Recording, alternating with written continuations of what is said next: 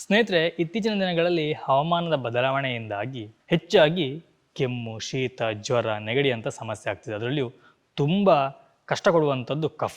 ಈ ಕಫಕ್ಕೆ ಏನಾದರೂ ಮದ್ದು ಬೇಕು ಅಂತ ಹೇಳಿ ತುಂಬ ಜನ ಹುಡುಕ್ತಾ ಇರ್ತಾರೆ. ಅಂಥವರಿಗೆ ಈ ವಿಡಿಯೋ ತುಂಬ ಯೂಸ್ಫುಲ್ ಆಗುತ್ತೆ.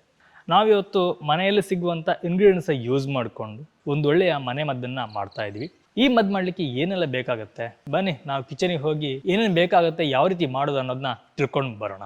ಸ್ನೇಹಿತರೆ, ನಾವೀಗ ಈ ಮದ್ದು ಮಾಡಲಿಕ್ಕೆ ನಮಗೆ ಮೈನ್ ಆಗಿ ಬೇಕಾಗಿರುವಂಥದ್ದು ವೀಳ್ಯದೆಲೆ, ಶುಂಠಿ, ಬೆಳ್ಳುಳ್ಳಿ, ಹಾಗೆ ಒಂದಿಷ್ಟು ಕಾಳುಮೆಣಸು. ಈಗ ನಾವು ಈ ವೀಳ್ಯದೆಲೆ, ಶುಂಠಿ, ಹಾಗೆ ಬೆಳ್ಳುಳ್ಳಿ, ಹಾಗೆಯೇ ಕಾಳುಮೆಣಸು ಇದನ್ನಿಷ್ಟನ್ನು ಒಂದು ಕಲ್ಲಿಗೆ ಹಾಕಿ ಇದನ್ನೀಗ ಜಜ್ಕೋಬೇಕು. ಇದು ಜಜ್ಜಿ ನಿಮಗೆ ತುಂಬ ಸಣ್ಣದಾಗಬೇಕೇನು ಅಂತೇನಿಲ್ಲ, ಸ್ವಲ್ಪ ಎಲ್ಲದ ರಸ ಬಿಟ್ಟು ಸ್ವಲ್ಪ ಎಲ್ಲ ಜಜ್ಜಿ ಆಗೋಷ್ಟು ಜಜ್ಕೊಂಡ್ರೆ ಸಾಕು. ಈ ರೀತಿಯಾಗಿ ಔಷಧಿನ ಮಾಡಿ ನಾವು ತಿನ್ನೋದ್ರಿಂದ ನಾರ್ಮಲ್ ಶೀತ ಇರಲಿ, ಕೆಮ್ಮು, ಹಾಗೆ ತಲೆನೋವು, ಕಫ, ಸಾಮಾನ್ಯ ಜ್ವರಕ್ಕೂ ಸಹ ಇದಾಗತ್ತೆ.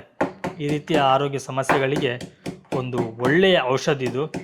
ದಿವ್ಯ ಔಷಧಿ ಅಂತ ಹೇಳೋದು ತಪ್ಪಾಗಲ್ಲ. ಒಂದು ಮಾತಿದೆ, ಈ ವೀಳ್ಯದೆಲೆಯಲ್ಲಿ ಇರುವಷ್ಟು ಔಷಧಿಯ ಕೂಡ ಬೇರೆ ಯಾವುದ್ರಲ್ಲಿ ಇಲ್ಲ ಅಂತ ಹೇಳಿ. ನಾವೀಗ ಒಂದು ಸಣ್ಣ ಈರುಳ್ಳಿನ ತಗೊಂಡಿದ್ದೇವೆ. ನಿಮಗೆ ಎಷ್ಟು ಸಣ್ಣದು ಬೇಕು ನೋಡಿ ಅಷ್ಟು ಸಣ್ಣ ತಗೊಳ್ಳೋದು, ಅಂದ್ರೆ ಇಲ್ಲ. ಸ್ವಲ್ಪ ದೊಡ್ಡದಕ್ಕಿಂತ ಸಣ್ಣದು ಒಳ್ಳೆಯದು. ಸಣ್ಣದು ಎರಡು ಹಾಕೊಳ್ಳಿ, ಯಾಕಂದ್ರೆ ದೊಡ್ಡ ಈರುಳ್ಳಿಕ್ಕಿಂತ ಸಣ್ಣ ಈರುಳ್ಳಿಯಲ್ಲಿ ಔಷಧಿ ಅಂಶ ಜಾಸ್ತಿ ಇರುತ್ತೆ. ಇದನ್ನು ಸಹ ಹಾಗೆ ನಾವು ಸಣ್ಣ ಸಣ್ಣ ಕಟ್ ಮಾಡಿ ಇದನ್ನು ಸಹ ನಾವು ಇದ್ರ ಜೊತೆ ಜಜ್ಜಬೇಕು. ಈರುಳ್ಳಿ ಹಾಗೆ ಮೇಲಿನ ಸಿಪ್ಪೆಯನ್ನು ತೆಗೆದು ಕ್ಲೀನಾಗಿ ತೊಳ್ಕೋಬೇಕು, ಇಲ್ಲಾಂದ್ರೆ ಅದ್ರ ಮೇಲ್ಗಡೆ ಒಂದು ಕಪ್ಪು ಪೌಡರ್ ಥರ ಇರುತ್ತಲ್ವಾ, ಅದಲ್ಲಿ ಇರಬಾರ್ದು. ಆದಷ್ಟು ಕ್ಲೀನಾಗಿ ತೊಳೆದು ಅದನ್ನು ಜಜ್ಕೊಬೇಕು. ನೋಡಿ ಸ್ನೇಹಿತರೆ, ಎಷ್ಟು ಸಣ್ಣ ಆಗುತ್ತೋ ಅಷ್ಟು ಸಣ್ಣ ಮಾಡ್ಕೊಳ್ಳಿ. ಈಗ ನಮಗೆ ಸಾಧ್ಯ ಆದಷ್ಟು ಸಣ್ಣವನ್ನು ಮಾಡ್ಕೊಂಡಿದ್ದೀವಿ. ನಮಗೆ ರಸ ಬರುವಷ್ಟು ಸಣ್ಣ ಇದ್ದರೆ ಸಾಕು.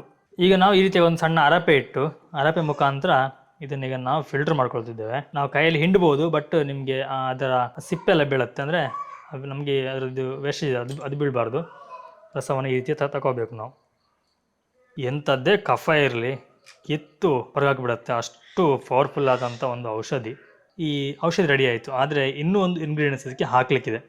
ನಾವು ಒಂದು ಕಾಳಷ್ಟು ಕಲ್ಲುಪ್ಪು ಅನ್ನೋದಕ್ಕೆ ಹಾಕೋಬೇಕು. ಚೆನ್ನಾಗಿ ಮಿಕ್ಸ್ ಮಾಡಿ ಆನಂತರ ನಾವು ಇದನ್ನು ಕುಡಿಬಹುದು.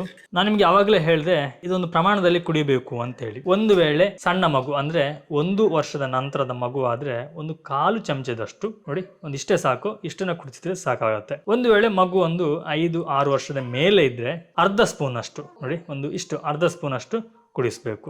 ಈ ಒಂದು ಮನೆ ಮದ್ದಿನ ಸಂಪೂರ್ಣ ವಿಡಿಯೋವನ್ನು ನಮ್ಮ ಫುಡ್ ಮೀಡಿಯಾ ಯೂಟ್ಯೂಬ್ ಚಾನಲಲ್ಲಿ ಹಾಕಿದ್ದೀನಿ. ನೀವು ಅಲ್ಲಿ ಹೋಗಿ ಈ ವಿಡಿಯೋನ ಸಂಪೂರ್ಣವಾಗಿ ನೋಡ್ಬೋದು.